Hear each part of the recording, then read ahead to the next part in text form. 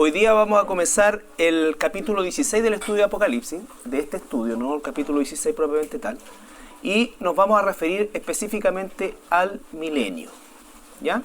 Bueno, recuerden ustedes que hemos ampliamente tratado el tema de la semana 70 de la profecía de Daniel, y que efectivamente, ¿no es cierto?, esa semana 70 tenía que cumplirse, o el requisito principal para que pudiera cumplirse es que Israel volviese a constituirse como una nación independiente, situación que ocurrió solamente el 14 de mayo de 1948.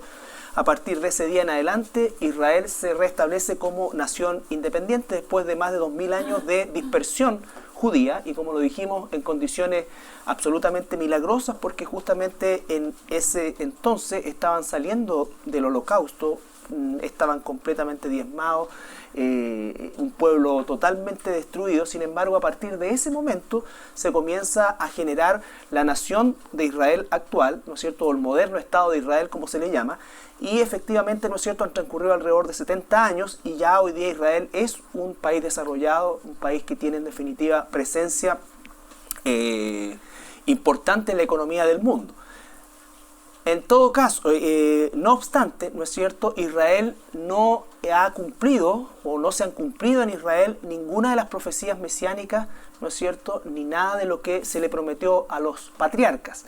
Y esa es la razón principal por qué iba a haber un milenio. Antes de empezar con el milenio propiamente tal, recuerden ustedes que lo último que vimos la semana pasada fue el juicio a las naciones, que ocurre en estos 45 días, que es el delta de días que hay en las dos cantidades de tiempo que entrega el profeta Daniel, ¿no es cierto? Hay 45 días antes de que comience el milenio, ¿no es cierto? Y durante esos 45 días lo más probable es que se haga el juicio a las naciones. Ahora, ¿qué entendemos por juicio a las naciones? Dios, de alguna manera, el Señor Jesucristo, va a llevar a todos los sobrevivientes de todas las naciones, 1000 de acá, ¿no es cierto?, 300 de Bolivia, 500 de esto, los que hayan quedado, ¿ya?, los va a llevar y va a establecer, ¿no es cierto?, un concepto de juicio, ¿ya?, que no es en términos punitivos tampoco, porque son sobrevivientes por lo tanto, va a hacer cuentas con las naciones de alguna manera. Recuerden que la primera actividad que se hace durante el primer periodo del milenio, ¿cuál era? Limpieza, ¿no es cierto? Dios va a restaurar todo lo que es la macroecología, va a restaurar el planeta, ¿no es cierto? Va también a traer a la vida, ¿no es cierto?, el sistema que tenía el jardín del Edén, antes que Adán cometiera pecado, ¿ya? Entonces, ahí comienza este tema del milenio, y dijimos, ¿no es cierto?, que Satanás es atado por 1000 años en el abismo. ¿También vimos esa parte? No, ya. Entonces, vamos a leer Apocalipsis capítulo 20, versículo 1. Apocalipsis capítulo 20, versículo 1 al 10. 21 al 10. Vi un ángel que descendía del cielo, con la llave del abismo y una gran cadena en la mano, y prendió al dragón, la serpiente antigua, que es el diablo y Satanás, y lo ató por 1000 años, y lo arrojó al abismo y lo encerró, y puso sus sellos sobre él, para que no engañase más a las naciones hasta que fuesen cumplidos los 1000 años. Y después de esto debe ser desatado por un poco de tiempo. Y vi tronos, y se sentaron sobre ellos los que recibieron facultad de juzgar. Y vi las almas de los decapitados por causa del testimonio de Jesús y por la palabra de Dios, los que no habían adorado a la bestia ni a su imagen, y que no recibieron la marca en sus frentes ni en sus manos, y vivieron y reinaron con Cristo 1000 años. Pero los otros muertos no volvieron a vivir hasta que se cumplieron 1000 años. Esta es la primera resurrección. Bienaventurado y santo el que tiene parte en la primera resurrección. La segunda muerte no tiene potestad sobre estos, sino que serán sacerdotes de Dios y de Cristo, y reinarán con él 1000 años. Cuando los 1000 años se cumplan, Satanás será suelto de su prisión, y saldrá a engañar a las naciones que están en los 4 ángulos de la tierra, a Gog y a Magog, a fin de reunirlos para la batalla, el número de los cuales es como la arena del mar. Y subieron sobre la anchura de la tierra, y rodearon el campamento de los santos y la ciudad amada, y de Dios descendió fuego del cielo y los consumió. Y el diablo que los engañaba fue lanzado en el lago de fuego y azufre, donde estaban la bestia y el falso profeta, y serán atormentados día y noche por los siglos de los siglos. Ya. También este capítulo 20 va a hablar del juicio final, de la segunda resurrección y el juicio final. Y vamos a partir, ¿no es cierto?, con lo primero, que Satanás es encadenado por 1000 años en el abismo. Recordemos el abismo en capítulo 9, versículo 11. ¿Ya? Satanás no está en el infierno, nunca ha estado en el infierno. ¿Ya? El infierno es el lugar, o Gehenna, ¿se acuerdan que la semana pasada veíamos, ¿no es cierto?, que es el lugar de tormento provisorio de aquellos que han muerto sin Cristo. ¿Ya? Solamente hay ahí almas humanas, almas humanas. El abismo o el Abadón es el lugar de las prisiones de los demonios. ¿Ya? Dice el capítulo 9, versículo 11. Y tienen por rey sobre ellos al ángel del abismo, cuyo nombre en hebreo es Abadón y en griego Apolión. Ya, ¿no es cierto? Recuerden que ese abismo se abre en un momento determinado de la tribulación, de la gran tribulación, y salen millones de demonios. En ese mismo lugar va a ser encerrado Satanás, y probablemente el ángel que baja es ese mismo ángel que encadena a Satanás, por supuesto no con una cadena de tipo físico, sino que es un encarcelamiento de tipo espiritual. No sabemos cómo va a ser. El punto es que Dios lo encarcela y sella la entrada del abismo, y esa entrada del abismo va a estar sellada y cerrada, y Satanás va a estar ahí sin posibilidad de tener contacto con las personas durante 1000 años. ¿Ya? Ahora, el propósito del milenio es la restauración del planeta, uno de los propósitos, ¿no es cierto? Y vamos a ver algunos versículos al respecto. Génesis capítulo 1, versículo 30. Y a toda bestia de la tierra, y a todas las aves de los cielos, y a todo lo que se arrastra sobre la tierra, en que hay vida, toda planta verde les será para comer. Y fue así. Ya, entonces eso es antes que Adán pecara, ¿no es cierto? La ecología del planeta, la alimentación de la fauna del planeta era totalmente distinto, y eso va a ser restaurado durante este periodo del milenio. Después tenemos Isaías 11, 1 al 10. Ya, este pasaje lo colocamos acá porque obviamente el primer pasaje nos habla de cómo fue creado paradisíacamente inicialmente, ¿no es cierto?, el hábitat y el ser humano propiamente tal. Y después del pecado, después de la caída, se genera todo un proceso, y las generaciones que se transcurren, dice que la maldad se multiplica y que toda carne se contaminó. Ahora, toda carne implica, en primer lugar, seres humanos. La perversión genética, recuerdan ustedes del Génesis 5, ¿no es cierto?, o de Génesis 6, ¿no es cierto?, que dice que hubo una perversión por parte de los ángeles, los Nepilim, sobre las mujeres, las tomaron mujeres, y dice que nació una raza de gigantes, que fueron, dice la Reina Valera, lo traduce como los primeros valientes de la antigüedad, pero no es una traducción muy correcta, porque la palabra ahí es insolente, es una especie de valentía, pero como en mala, o sea, como no respetuosos de Dios. Fueron los primeros rebeldes en realidad, ¿ya? Los que se rebelaron a Dios, esta generación. Ahora, cuando dice toda carne, explica también el hecho de que es posible que estos seres, ¿no es cierto?, hayan hecho cruzas genéticas monstruosas entre animales y seres humanos. ¿Por qué? Porque hoy día cada vez más se descubren, por ejemplo, relatos, ¿no es cierto?, y digamos, y pinturas y cosas de este tipo, de hombres, seres humanos, mitad ser humano, mitad cabro, el centauro, ¿no es cierto?, todo esto, que en definitiva puede que hayan existido, puede que no hayan existido, pero la Biblia dice que toda carne se corrompió, es decir, que ellos provocaron un desorden genético generalizado. Ahora, ¿por qué traigo a colación esto? Porque después dice el Señor, siglos después, que los últimos tiempos estarán caracterizados por la época similar a la de Noé, en todo sentido, no solamente la decadencia moral, sino que también esta inclinación de los seres humanos a buscar cosas torcidas. ¿no es cierto? Hay videos hoy día que son de los más populares, por ejemplo, la sirena en Israel, que vieron esto, que vieron al chupacabra, que la cacha el spa. No sé si es verdad o no. El punto es que existe avidez de encontrar algún vestigio de una instancia de ese tipo. El hombre está pensando ya tan pervertidamente que la única forma de que existiera un ser mitad pescado y mitad ser humano tiene que haber sido por decirlo de alguna manera, una perversión genética con una tecnología que nosotros hasta el día de hoy no conocemos, ¿ya? Pero lo que quiero es el espíritu de esa curiosidad morbosa por ver todas estas cosas, ¿no es cierto? Y tratar de encontrarse con algo de este tipo, ¿ya? Eso es el concepto de los días de Noé. Porque por último antes le tenían miedo.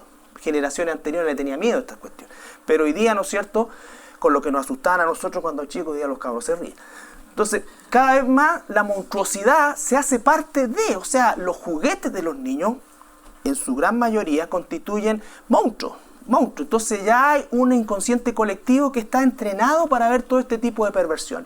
No estoy diciendo que existe la sirena, ni que no existe, ni que existe el centauro, no. Lo que estoy diciendo es que el concepto perversión al hombre lo lleva, ya sea en su imaginación o si efectivamente existieron estos seres, a esa avidez por este tipo de situaciones perversas. ¿Y qué pasa si cruzamos? Eso va a empezar a pasar con ingeniería genética, ¿ya? Entonces Dios tiene que restaurar eso.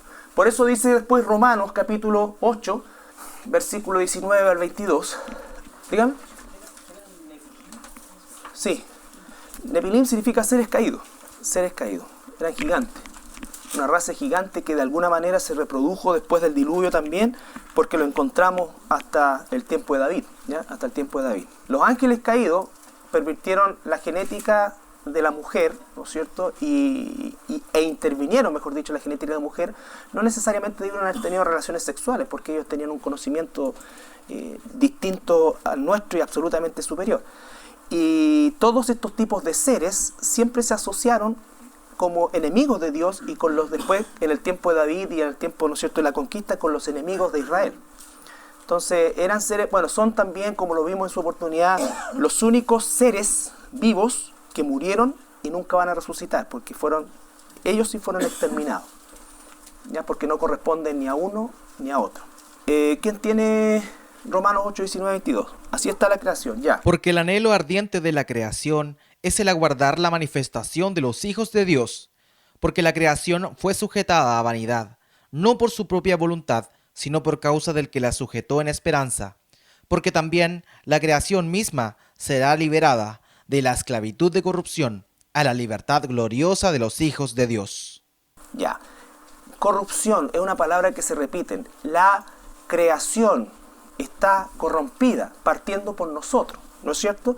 Todo lo que se ve hoy día en lo que se llama, entre comillas, la naturaleza, es una naturaleza corrompida, ¿ya? Completamente corrompida, y el propósito, ¿no es cierto?, del milenio es la restauración de esa corrupción y transformarlo en efectivamente lo que fue en un comienzo. Isaías 11, 1 al 10.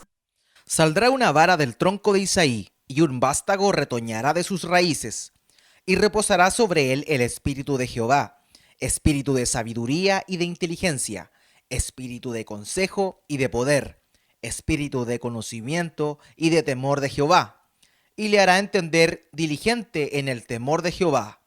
No juzgará según la vista de sus ojos, ni arguirá por lo que oigan sus oídos, sino que juzgará con justicia a los pobres, y arguirá con equidad por los mansos de la tierra, y herirá la tierra con la vara de su boca, y con el espíritu de sus labios matará al impío. Y será la justicia cinto de sus lomos, y la fidelidad ceñidor de su cintura. Morará el lobo con el cordero, y el leopardo con el cabrito se acostará. El becerro y el león y la bestia doméstica andarán juntos, y un niño los pastoreará. La vaca y la osa pasarán, sus crías se echarán juntas, y el león como el buey comerá paja. Y el niño de pecho jugará sobre la cueva del áspid, y el recién destetado extenderá su mano sobre la caverna de la víbora.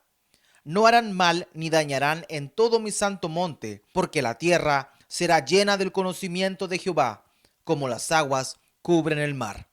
Acontecerá en aquel tiempo que la raíz de Isaí, la cual estará puesta por pendón a los pueblos, será buscada por las gentes, y su habitación será gloriosa.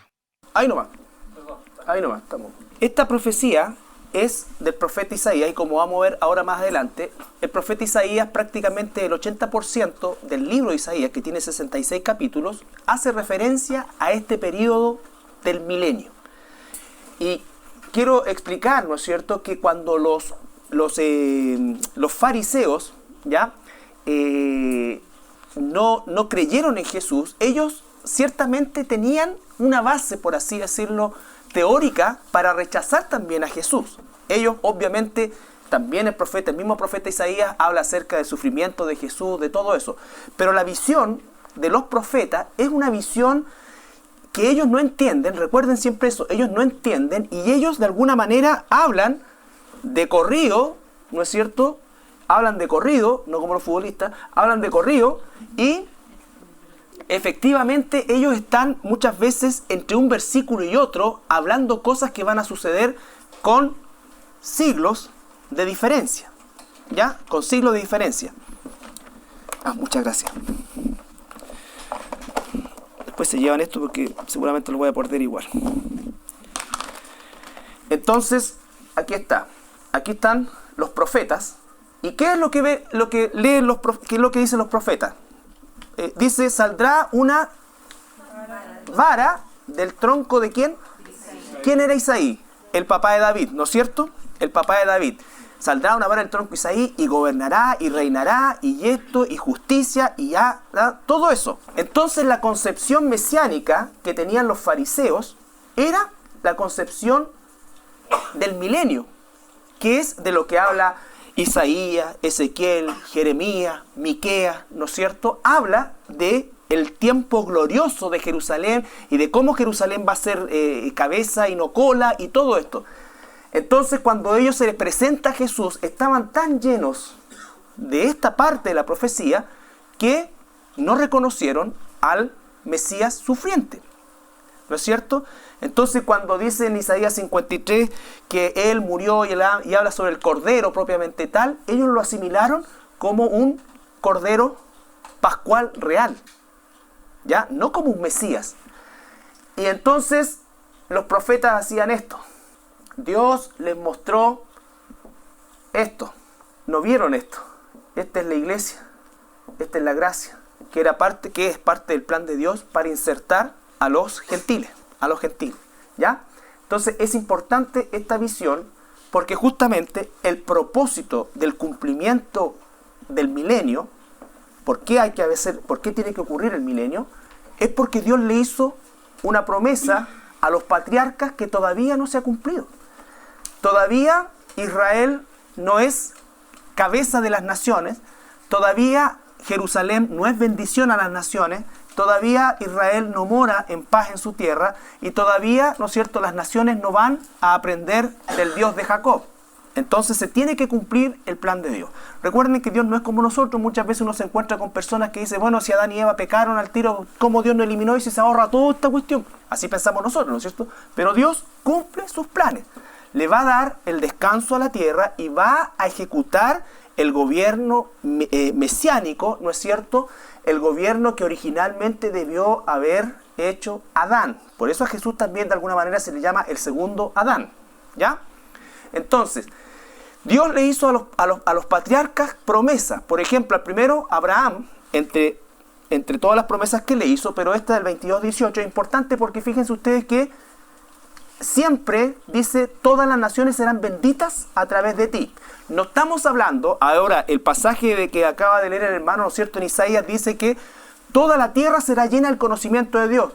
¿La tierra está llena del conocimiento de Dios hoy día? No.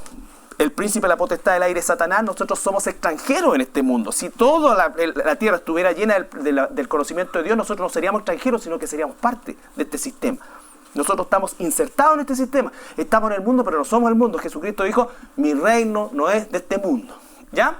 Entonces, no se puede aplicar esa profecía al momento actual, aunque a través de las comunicaciones se expanda la palabra de Dios, aun cuando hoy día desgraciadamente se expande cualquier cosa con el nombre de Dios. Entonces, Paradojalmente, el tiempo en que tenemos mayor posibilidad de expandir el Evangelio es cuando el Evangelio está más aguado, más apóstata y es más que nunca, o más que nunca hoy día, no es Evangelio. ¿Ya? Y eso es justamente porque la tierra no está llena del conocimiento de Dios. ¿Cuándo va a suceder eso? Génesis 22, 18, Dios le promete a Abraham, ¿qué lo tiene?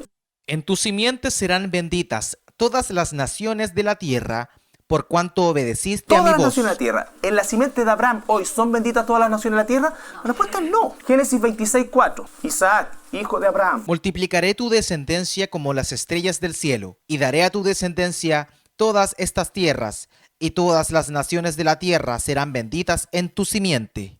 Vuelve a repetirle la promesa a Isaac y después Jacob, Génesis 28, 14 a Jacob. Será tu descendencia como el polvo de la tierra, y te extenderás al occidente, al oriente, al norte y al sur, y todas las familias de la tierra serán benditas en ti y en tu simiente. Todas las familias de la tierra serán benditas en ti y tu simiente. Israel fue tomado para hacer bendición a las naciones, pero Israel no cumplió eso. Hoy día tampoco lo está cumpliendo. ¿Ya? Hoy día tampoco lo está cumpliendo. Entonces, Israel tiene que ser lo que originalmente Dios le prometió a los patriarcas. Y eso va a ocurrir solamente en el reinado del Mesías, en el milenio. ¿Por qué se le llama milenio?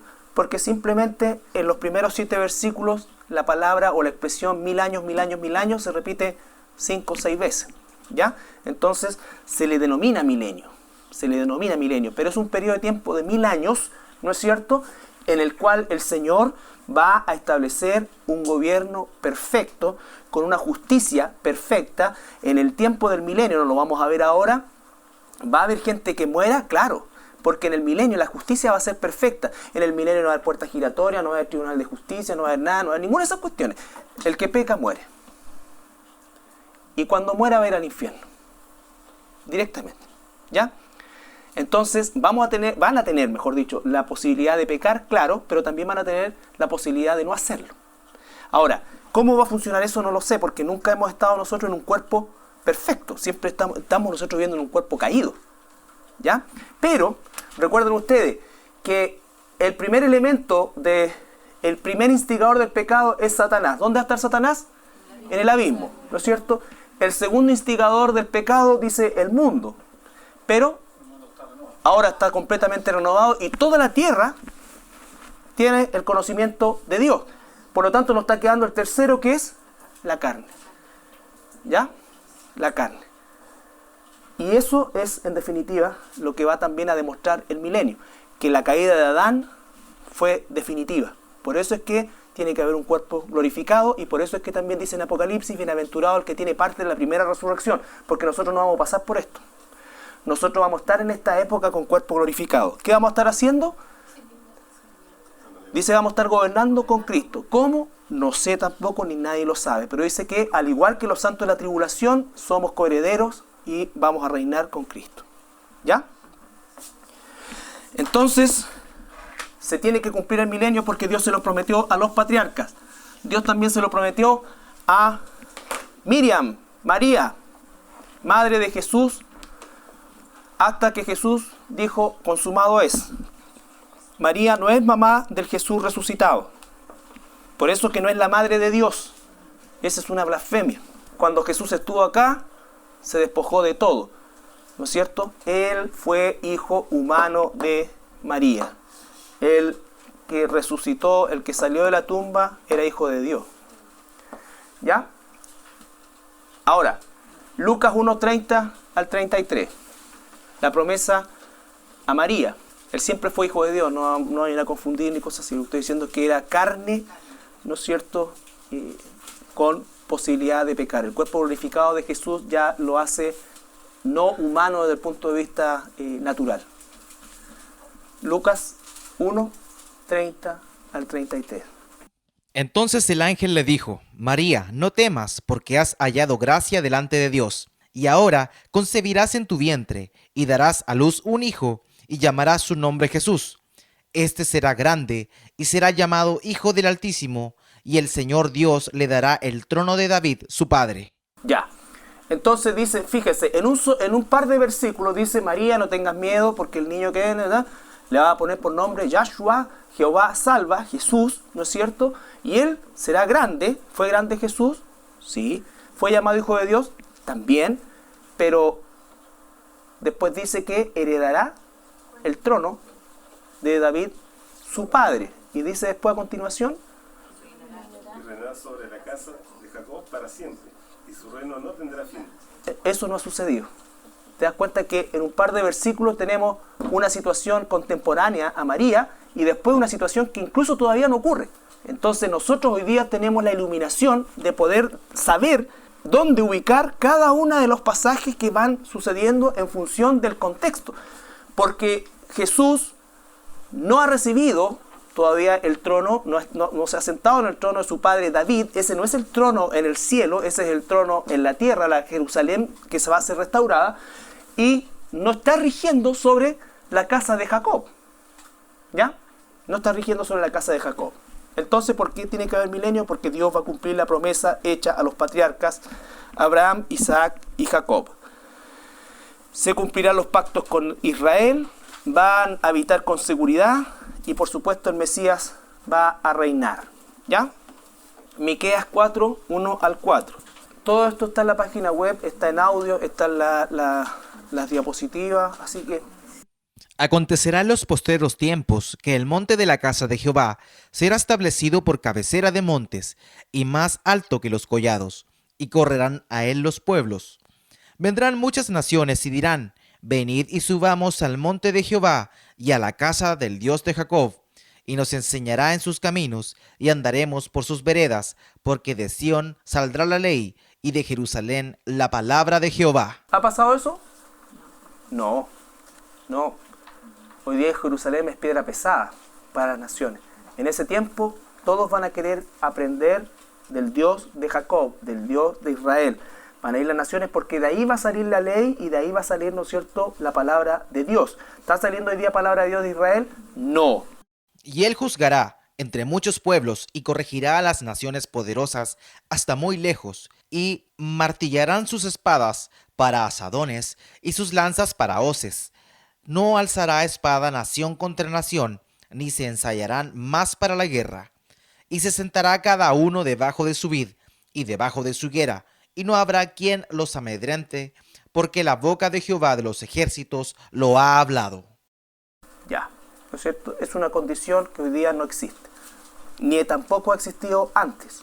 Ahora, la importancia de Jerusalén durante el milenio como ciudad de Dios. Hoy día me interesa dejar esta cosa principalmente en claro, porque hay un milenio, porque se tiene que cumplir la promesa que Dios le hizo a los patriarcas, que no se ha cumplido todavía. Israel no la cumplió. Ninguno de los patriarcas vio Israel, ¿no es cierto?, ni siquiera en el reino de David, ya estaban todos muertos. Pero la esperanza de estos patriarcas, ¿no es cierto?, Dios no la ha cumplido todavía y la va a cumplir en el reino mesiánico. Israel, lo cierto, la ciudad de Jerusalén, no la nueva Jerusalén, sino que la Jerusalén terrenal restaurada, Isaías 2, 1 al 3. Isaías, como dije, habla más de un 80% acerca de este tiempo del milenio o del reino mesiánico. Isaías 2, 1 al 3. Aquí vamos a estar harto rato en Isaías, así que... Lo que vio Isaías, hijo de Amós, acerca de Judá y de Jerusalén. Acontecerá en lo postrero de los tiempos, que será confirmado el monte de la casa de Jehová como cabeza de los montes, y será exaltado sobre los collados, y correrán a él todas las naciones. Y vendrán muchos pueblos y dirán, venid y subamos al monte de Jehová, a la casa del Dios de Jacob, y nos enseñará sus caminos, y caminaremos en sus sendas. Porque de Sión saldrá la ley, y de Jerusalén la palabra de Jehová. La misma profecía de Miqueas, ¿no es cierto? Entonces vemos la concordancia en eso, pero obviamente eso no se ha cumplido, ni se cumplió en la época en que fue escrito, ni antes tampoco. 33:20. Mira a Sión, ciudad de nuestras fiestas solemnes. Tus ojos verán a Jerusalén, morada de quietud, tienda que no será desarmada, ni serán arrancadas sus estacas, ni ninguna de sus cuerdas será rota. Ya, ¿no es cierto? Tampoco ha sucedido eso. Eso no hay, hoy día hay conflicto ahí. ¿no es cierto? Claro. Isaías 44, 26. Yo, el que despierta la palabra de su siervo y cumple el consejo de sus mensajeros, que dice a Jerusalén, serás habitada, y a las ciudades de Judá reconstruidas serán, y sus ruinas reedificaré. Ya, aun cuando hoy día hay una reedificación desde el punto de vista material, no es una reedificación total porque Jerusalén es una especie de archipiélago que tiene sectores palestinos, sectores judíos, ¿no es cierto? Y lo más importante es que el monte de Sión, el monte del templo, no está en control de los judíos, solamente tienen el muro, ¿no es cierto?, del templo de Salomón, y el monte del templo está en posesión de los musulmanes. Entonces, aun cuando se refiere a una reconstrucción también, o aun cuando ha ocurrido una reconstrucción física, no hay una reconstrucción en lo espiritual. 52.1. Despierta, despierta, vístete de poder, oh Sión, vístete tu ropa hermosa, oh Jerusalén, ciudad santa, porque nunca más vendrá a ti incircunciso ni inmundo. Ya, hoy día está lleno de incircunciso y de inmundo. No ese es el tiempo tampoco, ¿ya? Isaías 61.4. Reedificarán las ruinas antiguas, y levantarán los asolamientos primeros, y restaurarán las ciudades arruinadas, los escombros de muchas generaciones. Ya. Isaías 51.3-4. Ciertamente consolará Jehová a Sión, consolará todas sus soledades, y cambiará su desierto en paraíso, y su soledad en un huerto de Jehová. Se hallará en ella alegría y gozo, alabanza y voces de canto. Nada de eso hay hoy día, ¿ya? Jerusalén es una ciudad más militarizada del mundo. Más militarizada del mundo, y una ciudad en la cual cada 10 pasos se encuentra con un piquete de militares, ¿no es cierto? Porque obviamente la tensión, no habitan en paz ni nada por el estilo. ¿Vamos en cuál? 52.9. Cantad alabanzas, alegraos juntamente, soledades de Jerusalén, porque Jehová ha consolado su pueblo, a Jerusalén ha redimido. Ya, no ha redimido todavía Jerusalén, ¿ya? Y finalmente Isaías 60, 14, 15 y 18. Estos no son los únicos versículos de Isaías, ya es muchísimo lo que Isaías habla respecto a esto. Isaías capítulo 60, versículo 14, 15 y 18.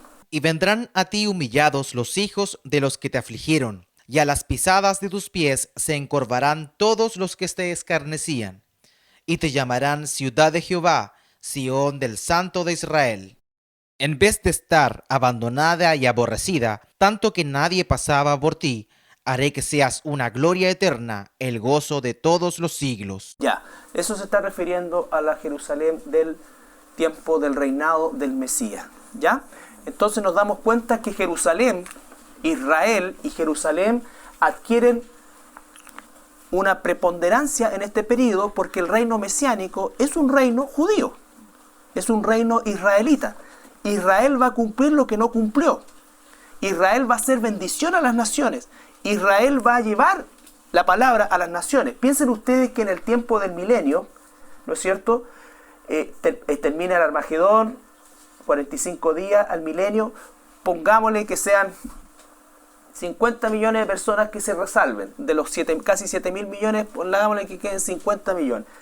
De esos 50 millones, un porcentaje van a constituir los judíos que Dios saca, ¿no es cierto? Y dice que los protege y los esconde en alguna parte con el propósito justamente de resguardar ese remanente fiel, Y estos otros 45 millones, por decir una cosa, van a entrar acá, van a hacer labores de limpieza, todo, pero Dios también va a restaurar su sistema biológico, todo su proceso, ¿no es cierto? Por lo tanto, aquí va a haber procreación, las mujeres no van a tener dolor para dar a luz, y va a volver a ser como era en un principio. Por lo tanto, la población va a aumentar rápidamente. Si hoy día en las condiciones que nos encontramos, ¿no es cierto?, estamos en un planeta hiperpoblado, ¿no es cierto?, en ese entonces, ¿no es cierto?, la población va rápidamente a volver a multiplicarse, ¿ya? Entonces va a haber mucha gente, muchas nuevas generaciones a las cuales va a haber que enseñarles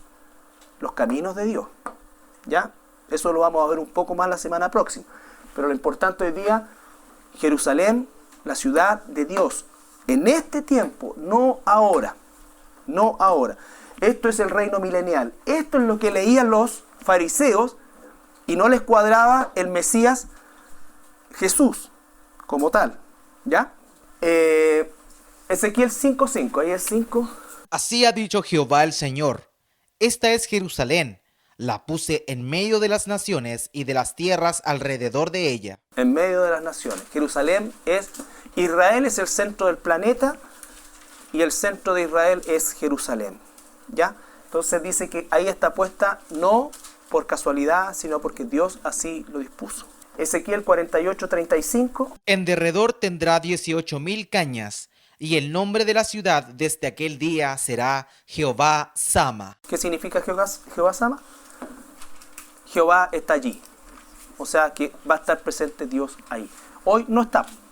Hoy no está. ¿Ya? Zacarías 8:1-3. En ese tiempo va a ser Jehová Sama. Vino a mí palabra de Jehová de los ejércitos, diciendo: así ha dicho Jehová de los ejércitos: celé a Sión con gran celo, y con gran ira la celé. Así dice Jehová: yo he restaurado a Sión, y moraré en medio de Jerusalén, y Jerusalén se llamará ciudad de la verdad, y el monte de Jehová de los ejércitos, monte de santidad. Ya, nada de eso ha ocurrido todavía, ¿no es cierto? Por lo tanto, todas esas promesas de los profetas, ¿no es cierto?, era la promesa o el Mesías que estaban esperando los religiosos judíos. Que iba a hacer que Jerusalén fuera todo esto, ¿ya? Todo esto. Joel 3:20-21. Pero Judá será habitada para siempre, y Jerusalén por generación y generación. Y limpiaré la sangre de los que no había limpiado, y Jehová morará en Sión. Jehová morará en Sión. Nada de eso ha ocurrido. Entonces, recapitulando, ya terminando, ¿por qué hay un milenio? Porque se va a cumplir la promesa que Dios hizo a los patriarcas de que Israel sería bendición para las naciones, ¿ya? De que vendría un reino mesiánico, un reino perfecto.